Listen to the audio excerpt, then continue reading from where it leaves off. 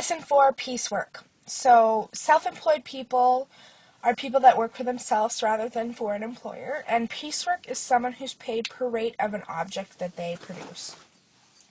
So some kinds of jobs that are used by piecework is craftsmen.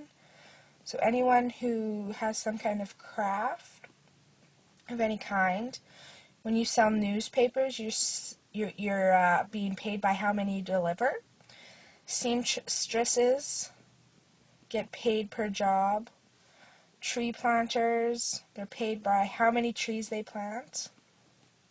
Artists, they're commissioned to do certain amounts of work, and each work is paid for.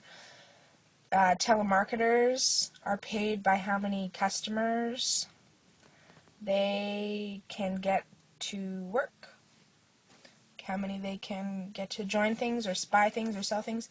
And jewelry makers are piecework. Anyone who sells things from their house or does parties like Tupperware parties or jewelry parties and stuff, you get paid per piece. So Greg works as a tree planter during the summer, and he earns his income through piecework. He's paid $2.50 for each seedling that he plants. If he plants 45 seedlings in a day, how much does he earn? So you take 45 and times it by 250, and you get $112.50. So obviously, the more trees you plant, the more you get paid. There is some motivation there to work a little bit harder, get it done, get paid more. You're selling clothing at a tournament, and you earn money for your team. You sell t-shirts for $15 each. You pay a sweater are $30 each, or sweat, sorry, and hoodies are $45. One day you sold 40 t-shirts, 22 pairs of sweats, and 38 hoodies. So to figure out how much you would earn for this, you times each one, so 15 times 40 is $600. Then you would do $30 times 22, which is $660. And you would do 45 times 38 hoodies.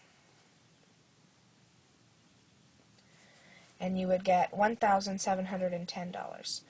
And then we add them all together, so 600 plus 660 plus 1,710, you get $2,970. So that is how much you would earn from the clothing sales. Example 3, Mary works as a flower arranger. She's paid $143.75 for making 25 identical arrangements. How much was she paid per arrangement? So we're going to take $143.75. We know how much she was paid for 25 of them. We want to know how much she's paid for one. So when you cross multiply and divide, all you have to do is take the total pay and divide it by 25, and you get $5.75 per arrangement.